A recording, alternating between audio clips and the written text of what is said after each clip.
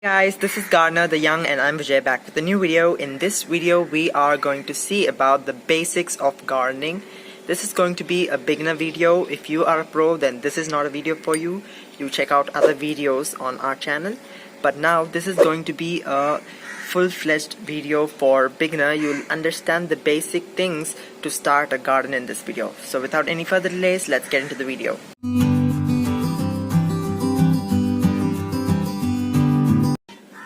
First, let me tell you about watering your plants. When to water our plants? Should we water our plants daily? This is a common doubt for every beginner. You need not water your plants daily. That's true. You need not water your plants daily.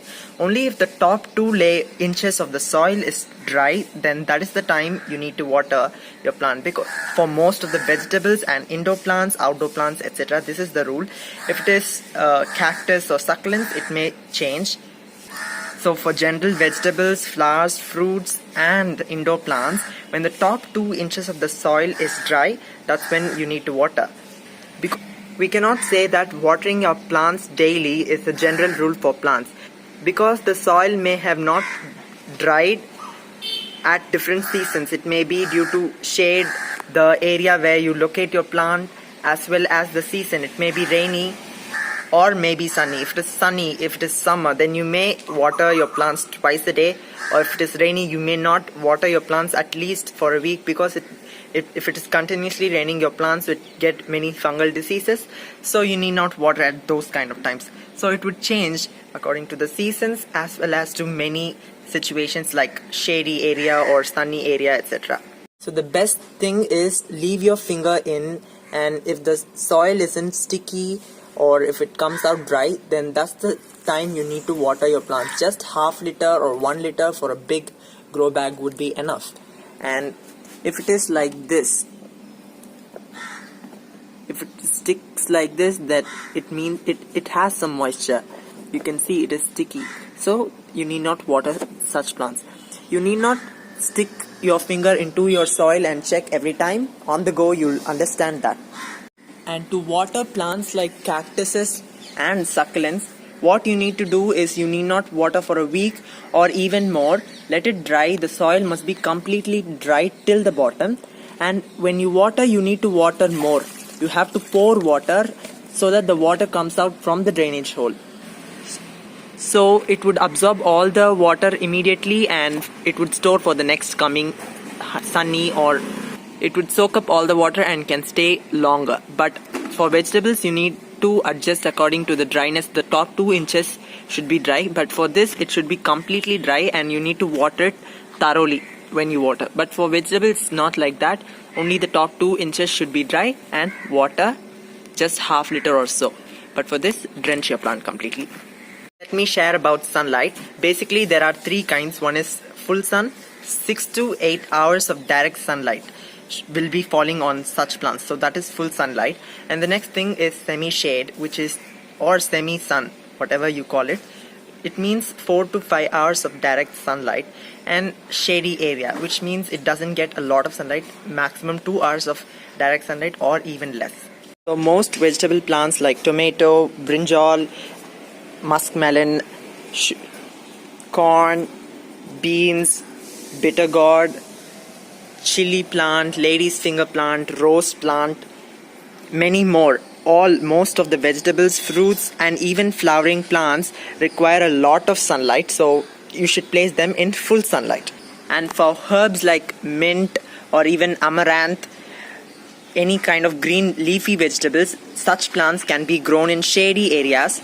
Some indoor plants like areca palm or Dracaena, such plants also can survive in shady areas, and they are well known to grow well in shady areas as well as in semi-shade as well. Betel leaf plant, this is pepper plant, long pepper plant or normal pepper plant, whatever you have. So such black pepper, such plants can also be grown in shady areas. There are many kinds of indoor plants like photos, snake plant, which is known as Sansevieria, and spider plant. There are many kinds of indoor plants, so those kind of plants grows well in shade. And in semi-shade, what kind of plants can be grown? In semi-shade, most of the plants which I told can be grown. Both the corners can fit into this side and can thrive in this, but the yield won't be as perfect. Vegetables won't yield well in semi-shade, they would produce less, and greens won't be as lush as they grew in shady area. So in semi-shade, all plants grow. Even some plants like petunias and zinnias thrive to grow well in full sun. Chrysanthemum grows well in semi-shade. Hybrid roses and short carrots, most foreign vegetables, grows well in semi-shades. Next, let's talk about the soil which we want to grow. You must always have a good quality potting mix for growing your plants. It must be nutrient rich. I would recommend a mixture of 1 part of red soil with 1 part of coco peat and 1 part of any kind of compost. It may be even cow dung manure or horse manure can be used instead of compost. If you have any, you use compost, or you can use cow dung manure. Make sure they are well aged, because cow dung manure tends to produce heat, so use old or well decomposed cow dung manure to it. Also add eggshell powder, bone meal for flowering and vegetables, because they tend to grow well. So around 100 grams of bone meal and 100 grams of eggshell powder. Not even 100 gram, a 50 gram would also be enough. Or even rock phosphate for vegans, those who don't want animal products, then you can use rock phosphate. So such products can be added for enhanced flowering and fruiting. Even wood ash can be used, or dried banana peel powder can be used. Just a handful can be mixed into the soil so that they get extra nutrition. You can also add neem cake powder. It is an antibacterial, antifungal and insecticidal also. So it has many properties against many pathogens. So use it in soil around 100 grams per pot so that they grow really well with being immune. Let me say about fertilizing our plants, when to fertilize which kind of fertilizer. Basically, there are 3 major nutrients: nitrogen, phosphorus and potassium. So nitrogen helps in the leafy growth, whereas phosphorus helps in the fruiting and rooting, and the potassium helps in the stem growth as well as in the fruiting and rooting. Let's take an example as tomato plant. It grows in around 3 to 4 months. It will give its produce. So in the early stages like this, they will require a lot of nitrogen for its leafy growth and the total growth.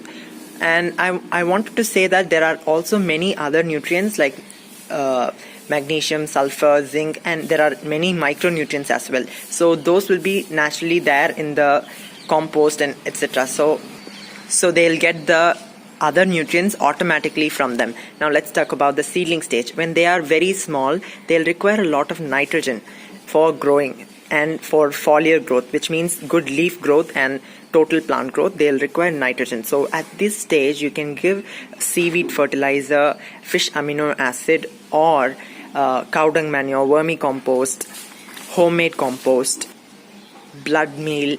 Even many more kinds of nitrogen rich fertilizers are there. So these are the examples. You need to give nitrogen rich fertilizers at the young age. I told 3 to 4 months for tomatoes whole life.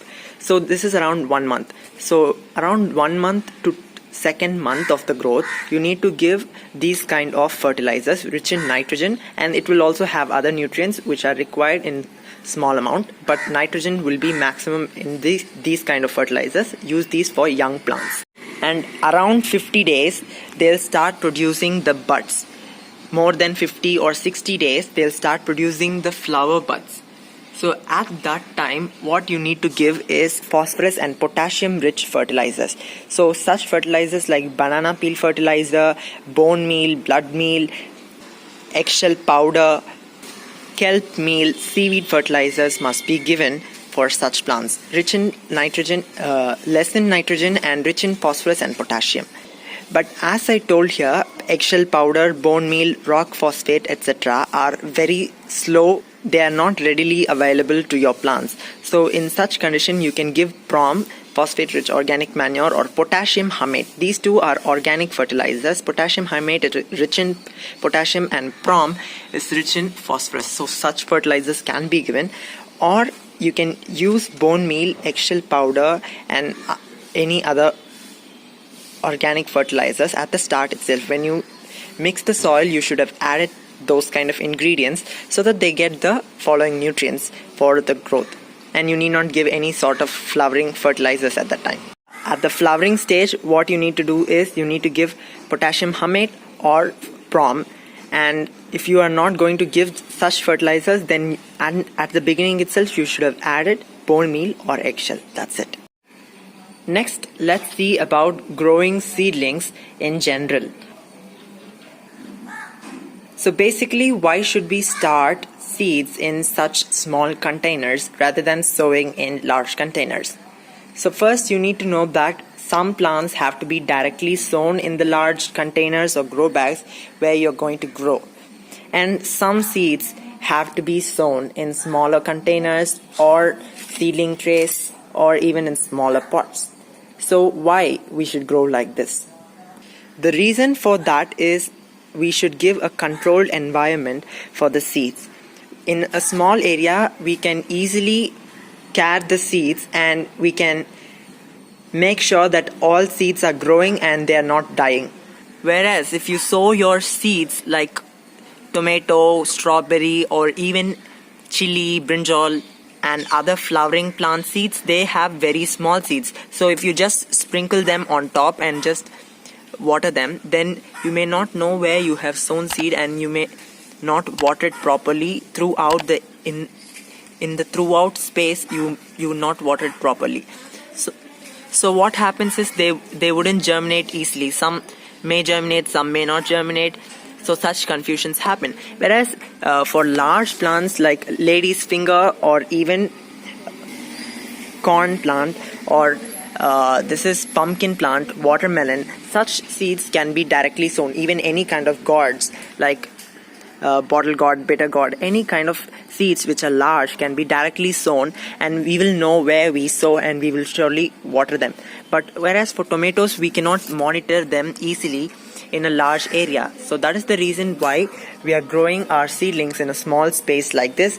And we can also manipulate the growth by covering them with some sort of cover or keeping it inside a greenhouse. Such things can also be done, and pressure in the soil will always be constant so that the seeds grow easily. So that is the reason why we choose seeds like tomatoes and other small seeds in small containers rather than a large container. Then we have to transplant them around 21 to 30 days. That would be the best time to transplant any kind of seedlings. What about saying about seasons in this video, but it may take long, so I'll make another part of this video so that you can understand about seasons of plants, basic seasons of the plants, so that what can be grown in that season, etc. in the next video. So I hope you found this video helpful. Thanks for watching. Please do like, share and subscribe. Bye bye friends. I'll meet you in the next video. Happy gardening.